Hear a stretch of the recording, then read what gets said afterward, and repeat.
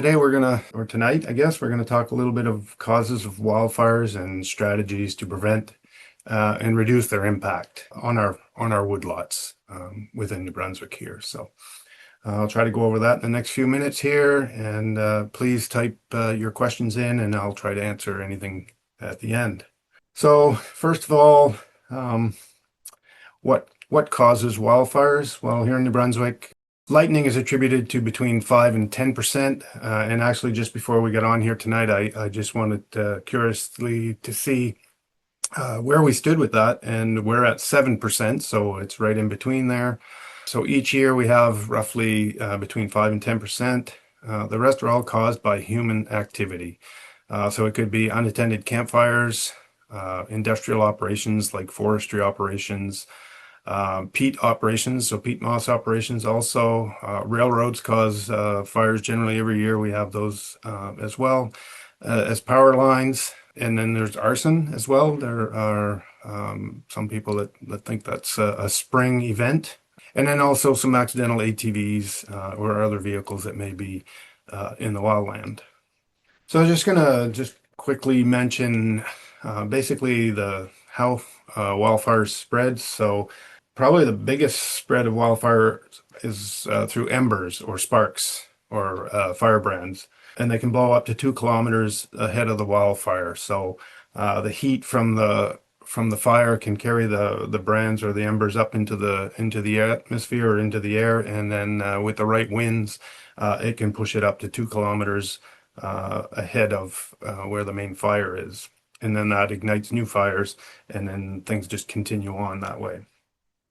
Secondly, there would be extreme heat, so the radiant heat from a wildland fire. It can ignite the trees up to 30 meters away. So if anybody's ever taken a fir bough and held it over top of a campfire, but not directly into the flames, you would have probably noticed that with enough heat that the needles on that fir bough will ignite. There's also direct flame, and so that's where the fire spread from other flammable objects in their path. So they just keep burning everything that it touches, so it just keeps moving forward that way. The other one too that we look at too is slopes. Wildfires tend to travel faster uphill due to the fact that the flames can preheat the fuels. So the top of the trees are closer to the uphill side where the flames are, and then it starts to preheat the fuels, and therefore it increases the ability for fuels to ignite. So they will ignite faster that way. So there are 3 major factors that contribute to the severity of wildfires. So there's fuels, topography, and weather. So this is kind of known as the fire behavior triangle. So in order to mitigate fire, we have to break one of these sides of the triangle. So we cannot alter the weather.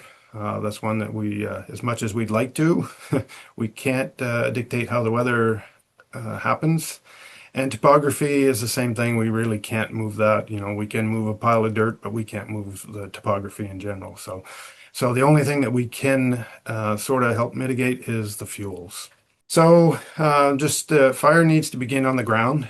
Most of the fires that we have, or all of the fires that we have, will start on the ground, and then there is potential for transition between the surface and the crown, and we can kind of predict that as well. So we need to mitigate the surface fuels in order to prohibit ignition. Another option might be to mitigate some of the ladder fuels. So if you do have a surface fire, if you can get rid of some of the fuels between the ground and the crowns of the trees, that would also help to keep it on the ground rather than getting up into the treetops. If we can decrease the bulk density, then we can probably decrease the severity of a fire. So if you look at this photo here, you can see that any of the debris, any branches, or any fallen trees are right down on the ground. The trees have been spaced out, so they're not that close together, so the crowns aren't touching. So you can see that this would create less intense fire. So and no ladder fuels as well. So it's not going to be able to get up and torch up into any of the trees there. So it makes it a lot easier when you're in an area like this and trying to contain a fire by having a lower intensity fire. So there's a couple other things that influence fire. One of them is quantity. quantity of fuel available for combustion is a key factor in how fires burn. Fuel quantities are often expressed as loading in terms of mass unit area, such as tons per hectare or kilograms per cubic or square meter. So in this photo here, you can see there's a lot of blowdown from a wind event, and it stacked the trees, creating a pile of debris, materials that are ready for burning. It opened up the stand so the wind can get into it, dry those fuels out, and because they're up off the ground, they're able to dry quicker. With that, you're in a spot like this, you're looking at 2 meter thickness of debris that can ignite and burn intensely because it's got lots of oxygen around it. And if there's any ladder fuel, it can get up into the remaining trees and then move on. So if you can imagine that if this was at the edge of a stand that hasn't been affected as much by the windstorm, this would allow the fire to get up into those treetops and then start moving along. The other factor that we need is continuity. Another fuel characteristic, its important implications for extreme fire behavior. So it refers to the degree to which fuels are uninterrupted. So basically, if you're going to get a larger scale fire, that horizontal and vertical fuel continuity is important. If you're a fire, you want to keep that going. So the horizontal continuity is primarily related to the spread of a fire across the landscape. So that's how a fire keeps moving forward, that it has a continued fuel source to keep moving. So I just cleaned up that picture so you can see a little better here that you're looking at a continual softwood stand. So once you get a fire rolling in that, it's just going to keep going until something interrupts it. So whether it's fire suppression or whether it runs into a different type of stand or a cutover or something where it needs to drop down to the ground and it loses its momentum. So I mentioned the only thing we can really work at are the fuels. So fuel management options that would help reduce the fire behavior. So as you kind of mentioned before, reduce the surface fuel. So, and if you have the ability to do some mulching, removal of dead materials, removal of the understory, so any underbrush that's growing, thickets, especially softwood, and get the blowdowns if there are any, close to the ground as possible. If the trees that are blowing over are not salvageable, there's no market or some reason, if you can get in there and just kind of get that stuff chopped up and knocked down as close to the ground as possible, it holds humidity a little better, and then it takes a little longer for those fuels to become available to burn. You can also increase the crown basal height, or base height, sorry, by pruning up 2 meters from the ground. So if you can get 2 meters, 6 feet, 7 feet from the ground by removing any of the live limbs, especially, that'll help stop the fire from getting off the ground and up into the treetops. You can decrease your crown bulk density. So if you want to remove a little bit of the basal area, so take some product out of there if you can. If not, if you can get those softwood trees crowns spaced out to a couple of meters, 2 to 3 meter gap in between them. If you do have a tree or a fire that gets up into one individual tree, then the likelihood is lessened that it can transfer into another tree.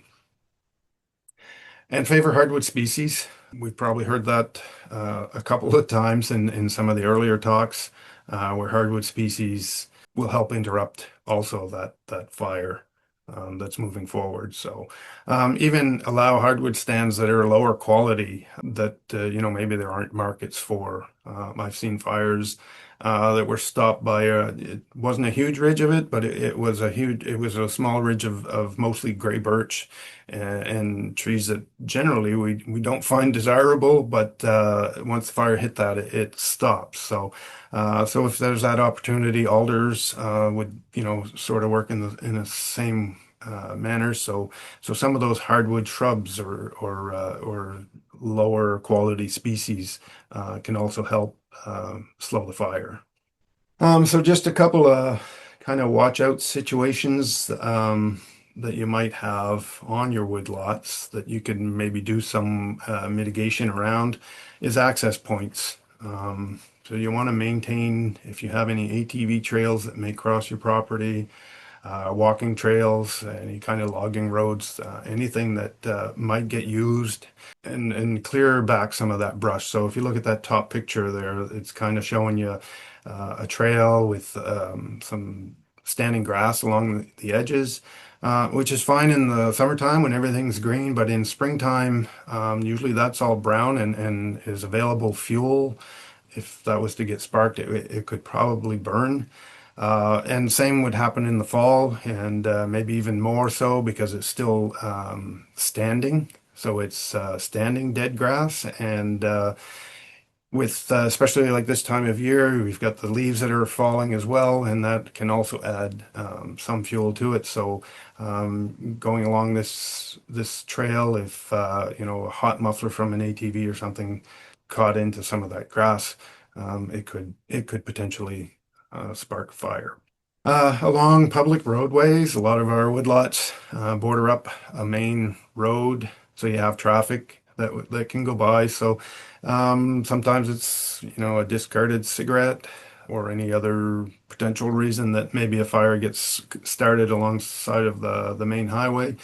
So you could maybe reduce that fuel load that's along the first 20 or 30 meters along the roadways. That way, if something does get started in the grass alongside of the road, once it gets through that grass and approaches your wheel lot, that there's less fuel there or less potential for it to advance. So if you can keep those fuels pushed back a bit, sometimes it's hard to do.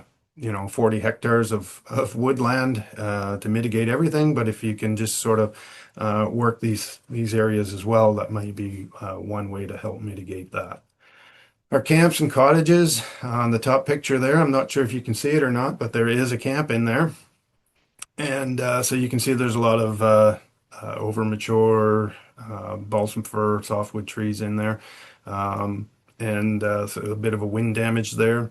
But you can help around those areas as well. Those are some of the important areas around on your woodlots if you have them there.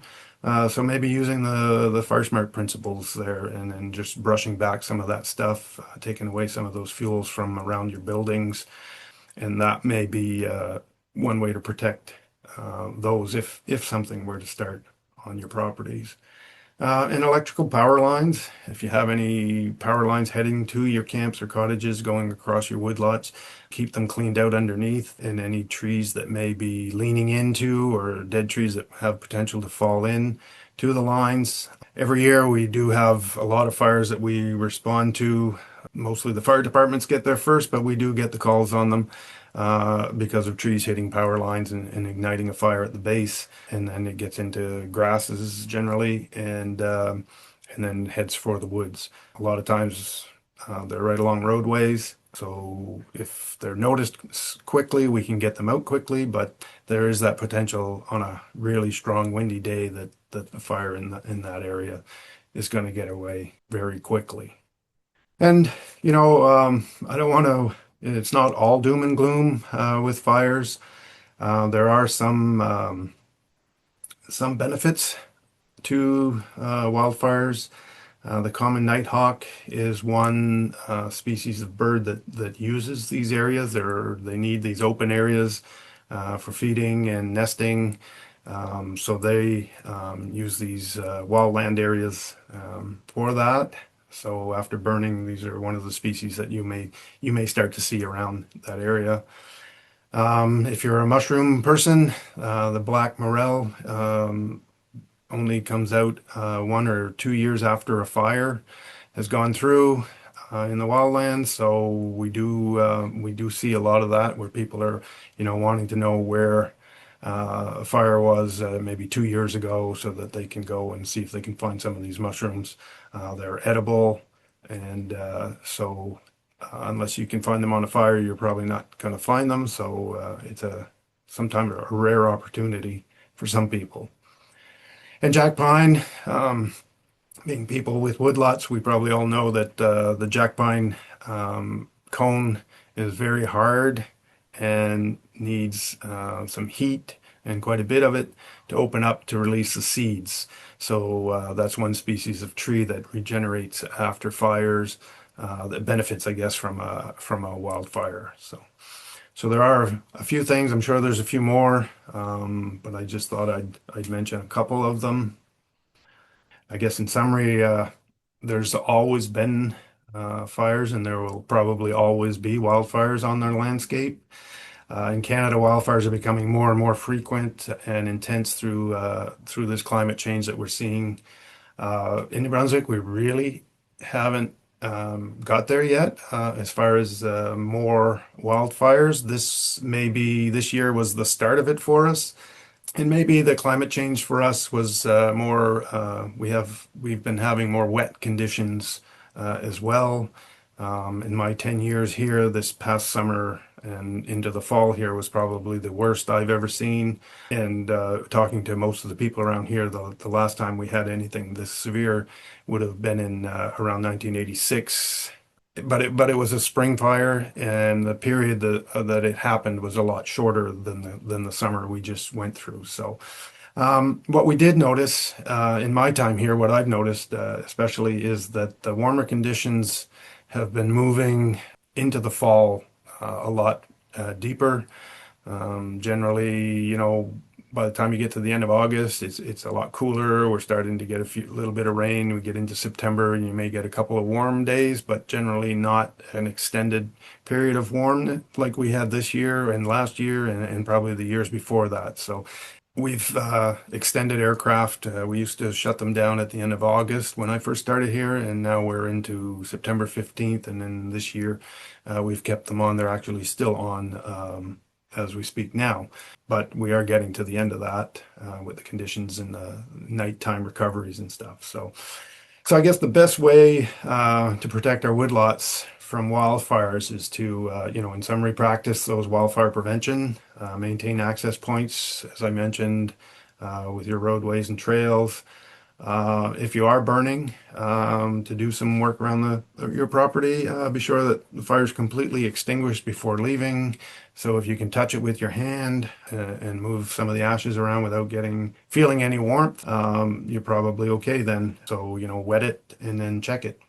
And then, during extreme drought, as we had here in August and parts of September, maybe lessen the activities on the woodlots that may help protect any accidental ignitions.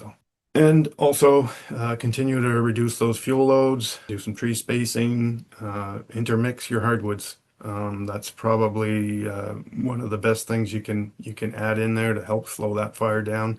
Hardwoods also tend to keep more humidity under its crown. Doesn't seem to dry out as quickly under hardwood trees as in softwood stands. And remove your blowdowns, whether it's for insect damage or wind damage. Just get those out of there, or at least as close to the ground as possible. So we kind of breezed through that kind of quickly, but that's the basically the end of what I have. So I guess thank you for your attention.